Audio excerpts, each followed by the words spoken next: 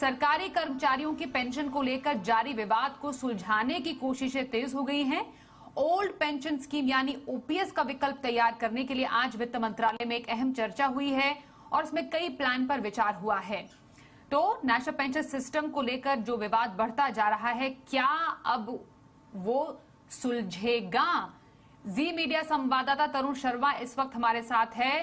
तरुण, old pension scheme का विकल्प NPS में गारंटीड रिटर्न पर लगातार चर्चा की जा रही है। क्या विकल्प तैयार करने के लिए वित्त मंत्रालय में अहम चर्चा हुई है?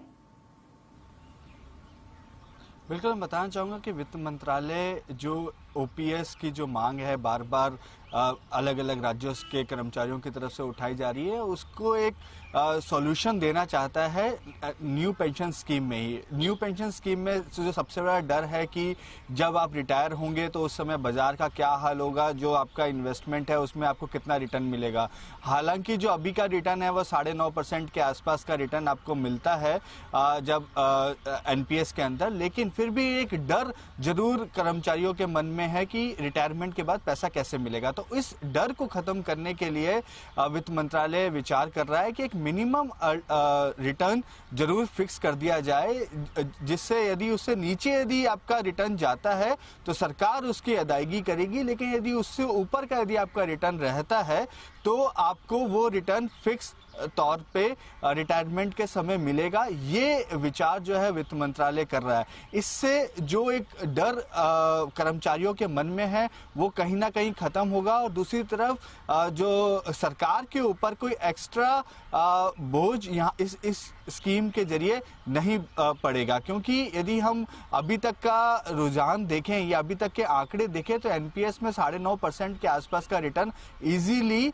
निकल कर आ रहा है, लेकिन सरकार ये चाह रही है कि 6% या 7% के आसपास एक फिक्स कर दिया जाए कि यदि इससे नीचे यदि आपका रिटर्न जाता है तो केंद्र सरकार या जो राज्य सरकारें हैं वो इसका पैसा दे, और इससे ऊपर रहता है तो जो जितना रिटर्न रहता है वो रिटर्न आपको मिल जाए।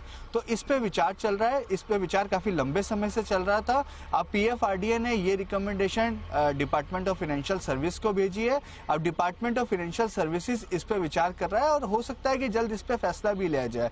और ये फैसला जल्द इसलिए हो सकता है क्योंकि आने वाले समय में कई राज्यों के विधानसभा चुनाव है और सभी राज्यों के चुनावों में ये एक बड़ा मुद्दा बनता जा रहा है, चाहे वो कर्नाटक हो, चाहे महाराष्ट्र हो, चाहे राजस्थान हो, या जहां जहां बीजेपी की सरकार है वहां पर भी ये मुद्दा अब उठने लगा है। तो सरकार ये चाहती है कि कहीं ये मुद्दा यदि अच्छे तरीके से उठे उससे पहले ही एक अल्टरनेटिव कर्मचारियों को दे दिया जाए, जिससे उनको एक सहूलियत भी मिल जाए और एक जो डर है वो कहीं ना कहीं खत्म हो जाए।